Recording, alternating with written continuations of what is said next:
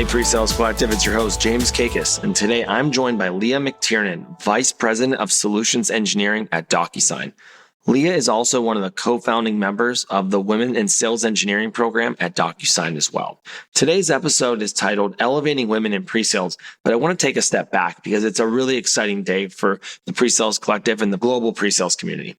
PreSales Collective has been focused on diversity and inclusion and women in the presales role since the beginning, and Leah plays a major role in making that part of our reality. And I don't want to give away too much from today's episode, but with the launch of the global presales Women in Solutions Excellence program, those individuals, those companies out there who've wanted to start a WISE program but don't know where to start, we have a WISE in a box program for you. The program is launching now. We're really excited for what it's going to do and what we're going to be able to achieve together. So again, I don't want to take too much away. Today, we're going to learn about Leah's journey throughout presales, her involvement outside of DocuSign, and how we're going to make a global Women in Solutions Excellence program through PreSales Collective, and how you can be an ally to move the needle with this program globally. Enjoy today's episode. Hey, Leah, good morning. Good morning, James. How are you? I'm doing well. It's Friday before a holiday weekend. How about yourself? Yes, I know. I love those long weekends. I feel like it's day by day, hour by hour in the McTiernan household these days. I bet. And you have two daughters, correct? I have two girls, 7 and 9. So we're kind of figuring out what school and everything is going to look like. Honestly, like adjusting for like the new normal for probably like a whole nother year. I actually feel bad for these kids who are missing out on the social activities. They're missing out on in-person school. It's such an adjustment for them. I know. We just started doing soccer again. They're like in this euphoric state after because they're just so happy to be around other kids. So I bet. Well, Leah, I appreciate you being on the podcast today. It's been awesome getting to know you. I think your journey and what you're doing for pre-sales is amazing, and I'm really looking forward to diving into it today. Before we start, I do have to ask how you got into this pre-sales career. You know, everyone kind of has their story, especially because like I don't think you like go to school, pre-sales engineer. But for me, when I was in college, I feel like I got a really lucky break my sophomore year. I got a job at a software company that I could actually like walk to from my college campus. And it was in a QA lab testing software. And I loved the job. And when I graduated, my background in school was I was a business major, but I actually ended up minoring computer science. So when I graduated, I actually took a job, an engineering position to do software development. And like my first job was writing a simple program, kind of identifying her routers up or down. And I struggled. I think it was like a big jump to go from testing software to writing software. And I was in an engineering org with all men. I was the only woman. There wasn't really like a go-to that I could tap on the shoulder to help me out. So I pretty quickly shifted out of development into a project manager role for an engineering consulting team. And it was within this role, and I feel like this was such a perfect job for me at that time because it allowed me to work with customers. I had to go on site and install software. I was traveling. I was like kind of like diagnosing their challenges, their pain. And then my job was to get the software up and running and then do like a big presentation at the end. And ultimately, I kept doing these types of roles until someone in sales finally tapped me on the shoulder and said, "Hey, have you ever heard about this job called pre-sales?" And I never had.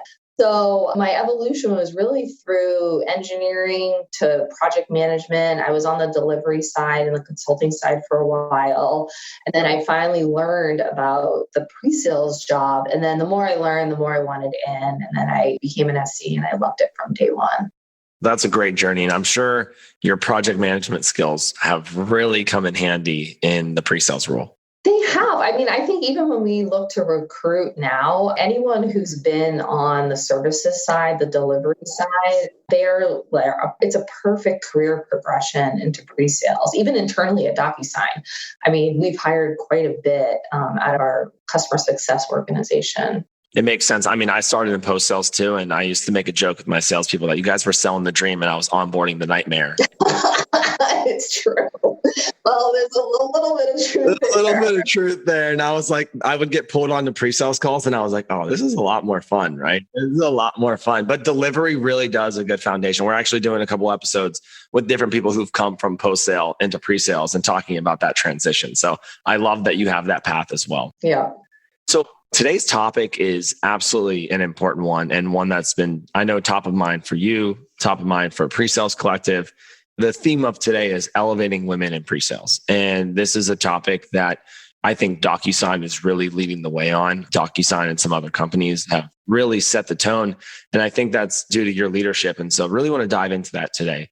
So to give us a little bit of baseline, let's talk about gender diversity in pre-sales. You just mentioned that you were in software delivery. You were the only female and didn't have a go-to to help out. And that's a problem that a lot of pre-sales individuals face because they don't have the diverse community around them. And then they feel like they're empty and they're alone, right? And that's tough. And I think that's what we're trying to solve. So talk to us a little bit why you think this is such a problem in the profession generally. Yeah, like a few thoughts on this one. I mean, I think what we were just talking about, like the biggest issue, and this isn't even gender specific, is that pre-sales is a relatively unknown career path. Like you said, we kind of stumble into this. And so I feel like there is a little bit of a movement going on right now. I give you a ton of credit, you and Yuji, with what you're doing with Pre-Sales Collective, because you're bringing so much exposure to this role. And it's like almost like you want to shout from the rooftops, like how amazing this job is, just to your point. Like, yeah, you sell the vision of the dream. So I feel like that's part of it. Like, right, it's just, let's do everything we can. And again, I am so invested in helping you with your efforts as well, and making sure people understand at a young age, like, hey, this is an amazing career. So I think that's one. It's like a lot around just the exposure. And then for women in particular, a couple of things like I've heard and have experienced as well is that once people do find out about the role, they create this misconception a little bit of like what it is or what skills they need to have to move into it. Like, it's very technical and I'm not technical, or, oh, this person's in that role and, you know, they have a computer science degree. Yeah, they almost box themselves out before they even learn more about like what it is. So I think that's another one. We've been trying really hard at DocuSign to make sure people understand like it's so much more than just being technical, right? I mean, it's a connection with customers. It's the ability to present and, you know, articulate the value of what you're selling and how it can help. And another one too, I mean, just to be frank, I mean, it has historically been a very male dominated. And I feel like we're realizing this now at DocuSign as well on the diversity front. So when you have positions and careers that have been dominated by a certain gender or race, like networks build up. So then you find out like with sales, like it's like, okay, great. It's very male dominated. So when positions open up, men are kind of going to the people they know, their networks, which a lot of times are male. And it just kind of created this problem, I think, a little bit where it's like we're recruiting from the same sources and we're not like kind of taking a step back and opening up to, in particular, more women in this case. So well said. And I think I bring this up every podcast is Steph Barnett was on here and said, this is the best job that no one's ever heard of, right? Yeah, it's a great way. Yes, that's perfect. It sums it up perfectly. And she's one of those people who runs a entry-level program from college grads. Those types of programs are helping create diversity in the pipeline of college grads who don't have the traditional career path. And as we talk about creating diversity in the pipeline, Stephanie Daniel was on the PreSales Podcast, and we had a really impactful episode on how she and DocuSign are creating a diverse pipeline. So for you, how do you do that? So first of all, Stephanie is awesome. I've been at DocuSign about 6 years. She's been at DocuSign 7. And, you know, she's just been phenomenal in so many ways. She had a vision that started almost 2 years ago now within our WISE program, which I know we'll talk about in a minute in more detail, to actually start a D&I council. And I think part of that was born from the fact of that we were getting more focused on hiring women for the role. And she was kind of like, well, let's get more focused on hiring more diverse people of color in particular. So she started a program and it really moved the needle. Definitely didn't move the needle enough. And I think we're in the early innings on this, but she was pushing me, which was great. And she was bringing this to the forefront, and it caught like the eyes of our like executive staff as well, because it was an area, and we have a D&I team at DocuSign, a lot of companies who have that, but we weren't doing enough in this area. Stephanie was a trailblazer for this. A lot of what she set up within our organization, we're now replicating across global sales. And a couple specific things that we're doing now. And again, like I said, I think it's very early because it goes back to that whole network thing for me too. It's like we've always referrals and network, and like we're all hiring people from the same areas, same schools that we know, and we need to dramatically change the approach on that. One thing I'm really excited about that we've never done before, I've always tried to get an SE internship program going at DocuSign. We haven't been able to do it. And now we're going to do, with the D&I Council that Stephanie started, launching an SE internship program. We're only going to source candidates from HBCU schools, so historically Black schools, or schools that have a strong BSU, Black Student Union. So we're hoping that we can get like a good, we don't know exactly how many we'll have yet, but let's say we get like 5 or 6 great SE interns that we can ideally hire into full-time roles, like at least half of them, and then just build that motion up and just start to tap in and then work with them, right? And like we're doing this now with, like the diverse people on our team, like they're very helpful and kind of steering and directing us to like how and where we need to change. So it's something that's so important. It's so top of mind. We talk about this in every all hands meeting I have, which is monthly. A lot of great new initiatives that we've started this year, but I give Stephanie a ton of credit because what she did was like 2 years ago, right? Like she had the vision back. That's great. And I really appreciate that. And I appreciate what Stephanie's done. And our episode where we talked a lot about those details was pretty fascinating, and definitely, like you said, a trailblazer in this component. So what do you think are critical decisions or critical perspectives for women to keep on top of mind in their career journey? I get asked this a lot, especially from like our younger solution engineers or even like candidates that we're hiring. And I have a strong opinion on some of this, but I will say like the number one question I get asked is, should I go back and get my master's? And I think it's a really interesting question. It's very unique and personal, but I look at it from a couple different perspectives, I guess. I feel like I know SEs in particular in the past that like literally have done the role and they want to make a complete 180 into something else. And in those cases, I think it makes a ton of sense. Like go back and like learn and like get expertise in this other area. And like in case it was to become a lawyer, right? Like there's certain things you need to go back to school for, or where it does make a ton of sense, definitely do it. But there's a lot of people that feel like they need to do it, but then they really can't even articulate, like, I need to go back to school because I'm not going to be able to go to the next step of my career if I don't, or I'm not going to be able to get into leadership if I don't. And in those cases, I do push on, I'm like, I don't necessarily think you need to. So that's one. I think that's a big decision, like in general, that I've seen a lot of people struggle with. And I think, it's a lot. And it's very interesting to see what's going to happen with this in general because of COVID-19. But just education, the cost of education, it historically has been an incredibly expensive decision to make, especially to take yourself out of your job for 2 years. I think another one that I talk to women about as well, and I look back on myself, I realized I was really lucky. I was kind of doing this. I had no idea I was doing it, but it's just to have like a really strong self-awareness of like where you are in your life and your journey.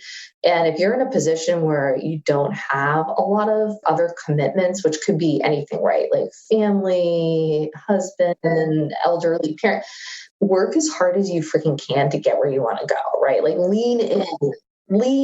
And God help me, you're an inspiration to me with like how hard you work.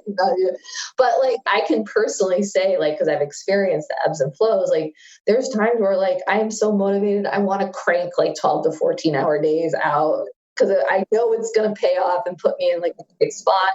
And then there's times where I'm like, holy mother, like I can barely squeak out like an 8-hour day and I have all these other responsibilities that I'm trying to deal with and I can't.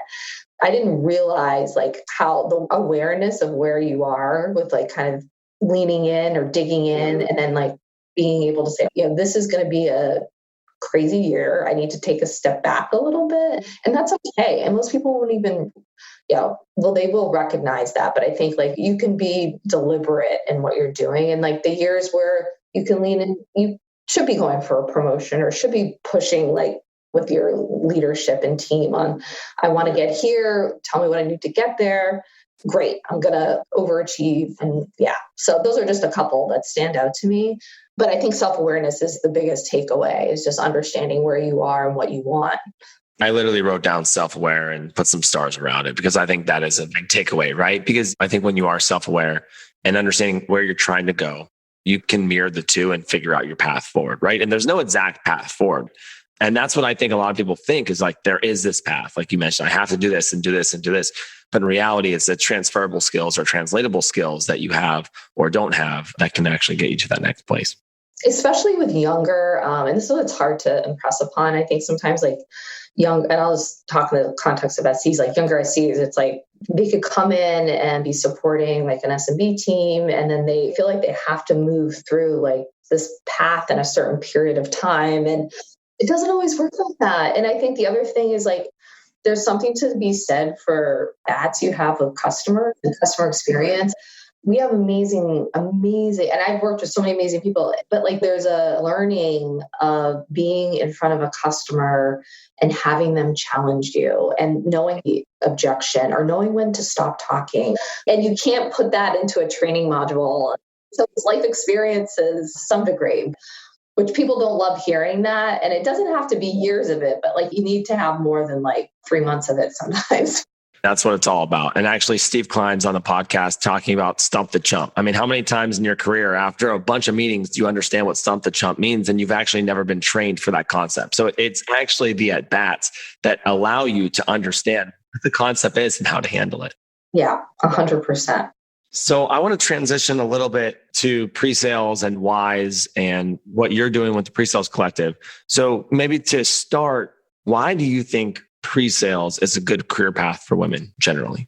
So, I mean, I think it's an amazing career path in general, but for women, and this is where kind of tying back to what we were talking about earlier around this preconception that I hear sometimes around, you have to have a technical background of some kind in order to do the role.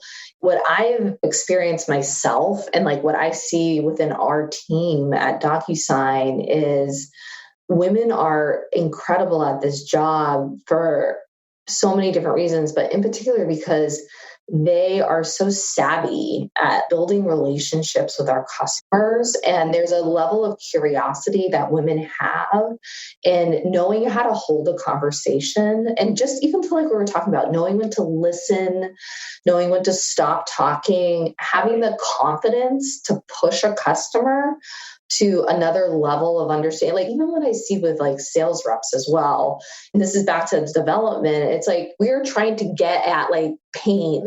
So if someone mentions something like, yeah, that's not really like, that doesn't like work great for us today. So you're like, great. Can you expand upon that? What exactly is not working? Yeah.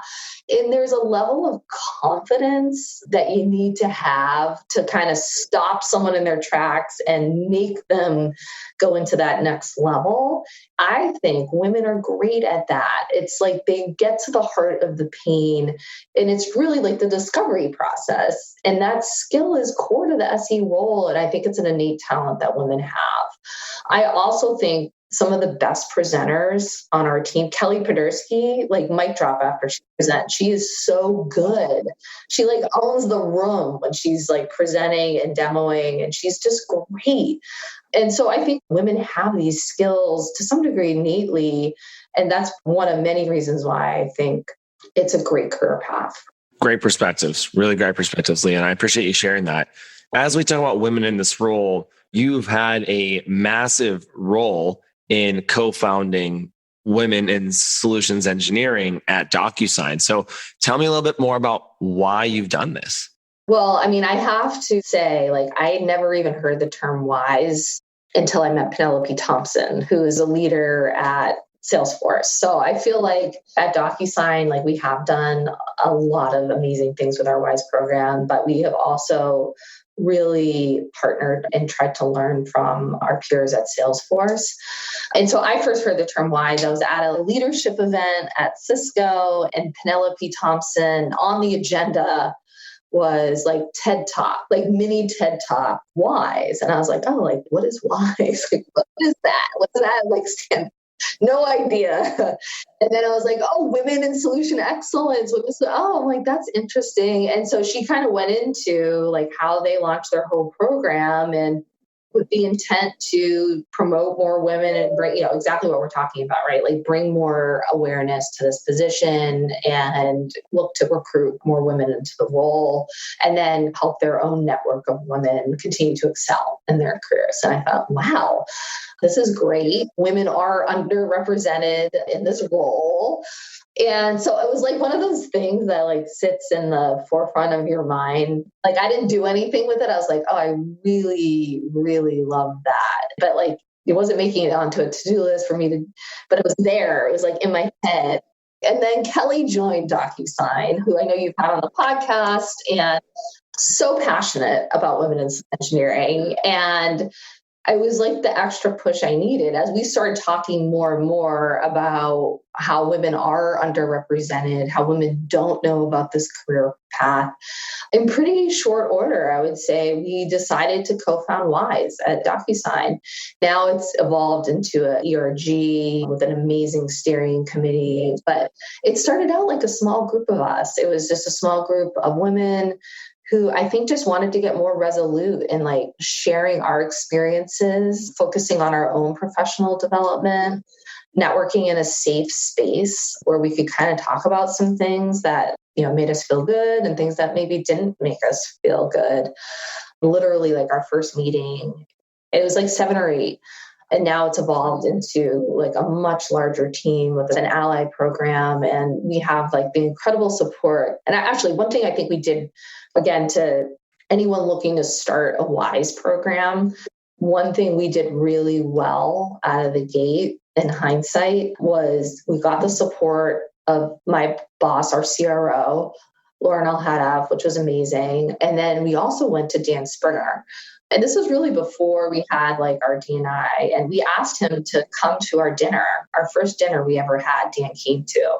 And he really sat with us and like, it was, a small group of us. So we had like our CEO sitting with us at it. It was great. And then he's been a big proponent and sponsor. And then we even upped it from there. We had to Maggie Wilderotter, who's the chairwoman of our board. I had the chance to do an offsite with her, with my boss. And so then I got a relationship with her. And then I started talking to her about WISE, and she started to get very involved. So we do a WISE offsite of some kind every year. And she's joining our meeting this year in November as well. So it just helps. I think it's really important. But like I look back, I think that's given us a lot of strength as we have built and continued to develop the program to have that executive sponsorship. That journey is incredible. Being able to get the buy-in from the top levels is impressive. And it should be inspiration for everybody who's listening, who's like, hey, I want to start a WISE program. How do I get there? And it just shows you have to start small and you have to just build the momentum and work and get the foundation and then look what it can become. I think what you've done is incredible and probably a good transition as to what's kind of happening with the PreSales Collective. Yes, I'm so excited about it. Me too. I think it's so funny because we're like, oh, we've gotten to know each other. But like really how this all happened is when PreSales Collective first started, one of our first webinars was going to be diversity and inclusion within pre-sales. And it was, I think, our third webinar. And I reached out to you on LinkedIn and we had a conversation. And then you spurred the idea with me. We're like, hey, why don't we separate and do a little bit more of the WISE component? We did a panel right after that. And then it's just been snowballing, right? Like that's my recollection of the situation. Is that yours? Exactly. I think it was kind of like a cold reach out to me. It was. I cold outbounded you on LinkedIn. Right. We had that like great initial conversation, we put the panel together. So I was doing the webinar that really sparked this because we had so in the webinar, just for anyone who didn't see it, it was just Salesforce and DocuSign talking about diversity, inclusion, but like the WISE programs that we have set up. And like I said, like we've modeled so much after Salesforce. Kate McCardle is amazing. Vicky Cox. And like what happened after that was we had so many people reaching out to us. So it was Kelly and then Kristen Jackson on our side. We kept being like, oh my God, we're getting like all these women pinging us and asking to meet with us to learn more about how can I start a WISE program? Like, how can I get this going at my own company? And so that's when I think I followed back up would be like, holy moly, doing more with this. And I love what you've done with PreSales Collective in the sense that you've created the largest global network of pre-sales engineers ever. And I think the thought to be able to carve out of that or in support of that, have global WISE programs come together from all companies and just continue to learn from one another is just, for me, inspiring and motivational at the same time, because I learned so much from Salesforce, but through that also got connected to people at Splunk as well. Like Liz, even their perspective, like, it's just like the customer, right? It's like every time you're interacting with different women or leaders in pre-sales, you're learning something. It's like stronger together, right? Like, so can we launch this program? Yeah. And like have it and bring together women in solution engineering from all these different companies and have a forum to build upon. And like the whole infrastructure is already in place. So it's like, we're like very grateful to you and Eugene to be able to kind of expand this initiative on top of what you've already done. I appreciate you walking through this. It's been such a fun journey. Like you're talking about being motivated and inspiring. It fuels me too, right? And I think for the PreSales Collective, there are some things that we want to make foundational, and diversity and inclusion and WISE are some of those items, right? And I think it's our responsibility to lead from the front and lead by example. And we've taken from your inspiration, Salesforce, Kate, inspiration, and try to move that forward. I'm excited to talk about this a little bit more. So tell us a little bit more about what the program is, because we're essentially launching it when this airs today. Yes. So I'll tell you a little bit more about the program and the vision. And I think one thing that we've all learned, and, to quote like Maggie Wilson-Ratter, it's like, don't boil the ocean. We're going to start small, but then I think sky's the limit as well. So what we are launching today is really the first global women in solution excellence network through PreSales Collective. One of the things, and I think our year one goal is honestly just to take everything that we've learned and we've done, and we've kind of coined this term WISE in a box. And thank you to Maggie Taylor at DocuSign who created this incredible, what we will launch blog. But we want to share with other women in pre-sales how you can launch your own WISE program, what you need to do this, the tools that you need to do this, and share our own learnings, right? Of like, hey, here's what we would recommend, and kind of in like bite-sized, like here, again, you don't need to boil the ocean, but like here's a best practice guideline for how you can start this yourself. So that's part of it. I think it's just like the tools to get it off the ground. And then the second part of it is the network, right? Like having the network of other women to reach out to connect with, to learn from. And so we're launching it with PreSales Collective with 3 companies, DocuSign, Salesforce, and Splunk. I would love to see this be 10 to 20 by the end of the year. And then I think once we start to get that larger network, it will be, there's huge opportunities, driving initiatives that matter with this incredible network. And you guys, again, are already doing so much of this today, but I think getting more curated content for underrepresented groups in pre-sales, bringing them together and allowing them to learn from one another. And even honestly, the Slack is awesome. So, I think it's like, here are the tools, we'll have a website, and then we'll have a Slack channel where we can all start to communicate. And it's like, hey, if there are questions specific to WISE, you now can tap into people possibly all over the world to brainstorm with on that. So I am just over the moon. I'm super excited about it. We can't thank you enough for the support. I am as well. And I want to thank you. And so for those that are listening, presalescollective.com/WISE. And what we do is they have a landing page. We have all of our leaders.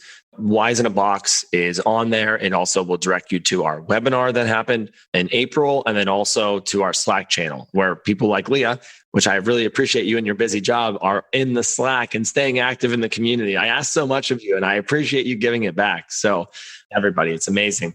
As we start to get to the end of today's podcast, I mean, we could probably talk for hours. Where do you see this PSC WISE program going? 1 year, 5 year? What kind of impact is this going to have on the global community? Honestly, I think year one is just all about building out the network, right? I have probably 3 or 4 women now that I know are trying to get something off the ground. I think Kelly would probably say the same thing. So it's all about like, let's build the network up. Let's help others launch WISE programs. And let's just see how that goes and learn from that.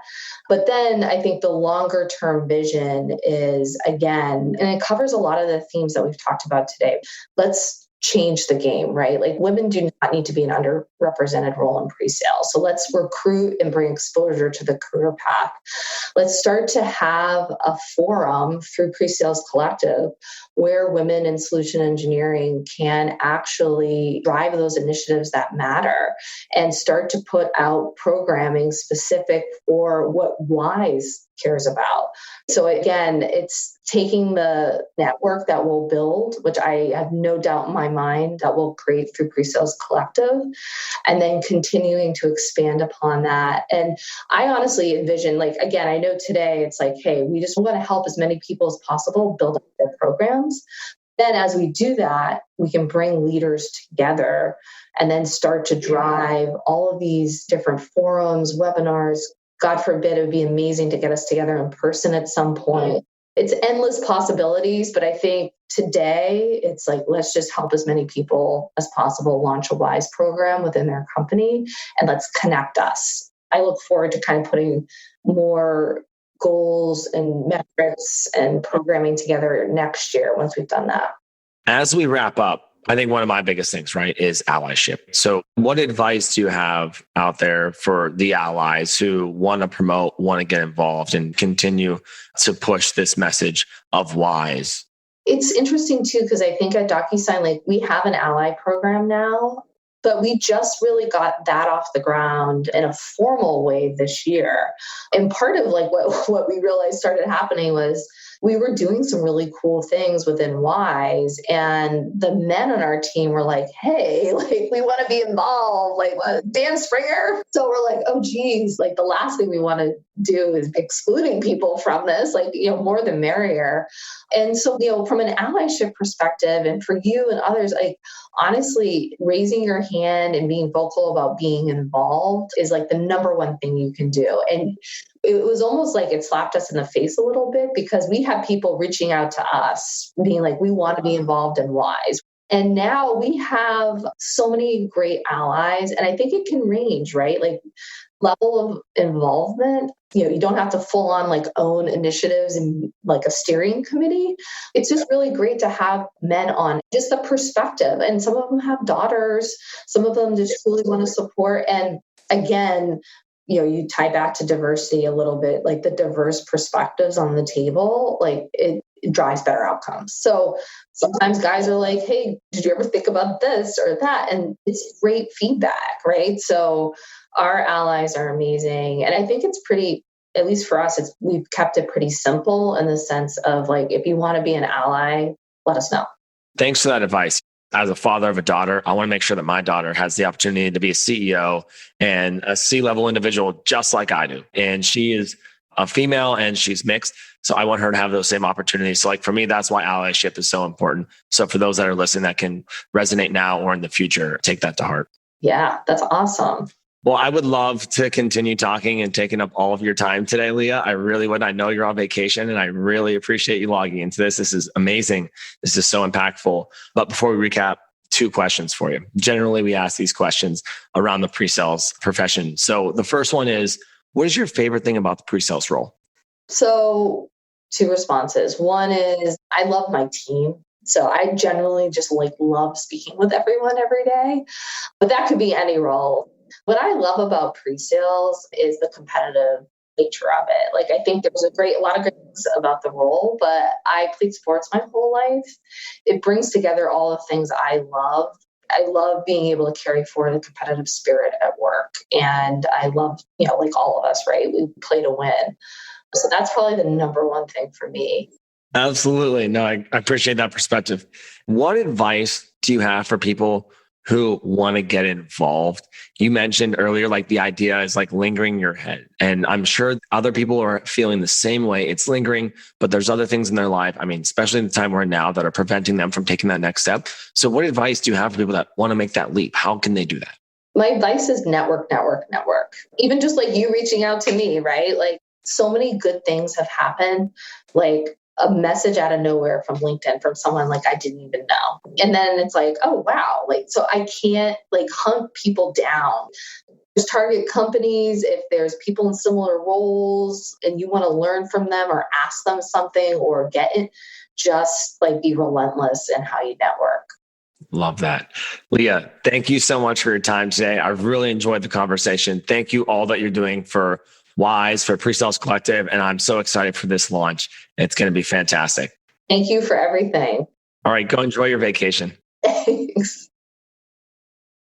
Wow, PreSales Collective, that was truly an incredible and inspiring episode. It has been so great learning from Leah and seeing her lean into the pre-sales community and help with this program. So I just want to say thank you to Leah. Thank you to all those who've been involved in getting this program up and running. I mean, it is really amazing to see what the pre-sales community is doing together. And this Women in Solutions Excellence program and Wise in a Box program is going to be a massive, massive game changer for our global community. So if you're someone who's been thinking about getting involved, thinking about leaning in, please reach out. We have the resources to help you get started. We have the network to help you get started. As Leah said, network. This initiative started from a cold outbound on LinkedIn. I sent Leah a message on LinkedIn trying to get her involved, and it has evolved from that. And some of the takeaways that Leah said today was become self-aware, understand where you need to grow, understand what you need to do to the role, but don't let it be a detriment, right? Don't think that, hey, I need to have this qualification. I need to do this. I need to do that. It's all circumstantial. And really work as hard as you can when you can. Life circumstances really change. Think about most of us who are listening in this global pandemic thinking, wow, our lives are much different than they were last year. That's incredibly true. Sometimes it ebbs and flows in terms of what we can give effort, when we can give effort. But it's amazing what you can do when it's time to just put pen to paper, put your head down and work hard. And if you're interested in becoming an ally, please do lean in, help these groups, be an executive sponsor, become a raving fan in these types of environments as well. For more information, please go to presalescollective.com/wise. You'll be able to see our webinar there. You'll be able to see this podcast. I'm going to make one request. If you've listened to this episode and it has moved you whatsoever, please share this out. We want to get this program as much exposure as possible. I don't like to make too many asks besides liking and sharing our podcast, but I'm really going to ask you to please share this with your peers. Please share this with your boss. Please share this with your HR teams and your employee success teams. Let's get this on the radar. Join the Slack channel, Women in Solutions Excellence, and we will see you next week. Thank you so much for joining in. Thank you for everyone who's really put the time and effort into this program. Have a good one.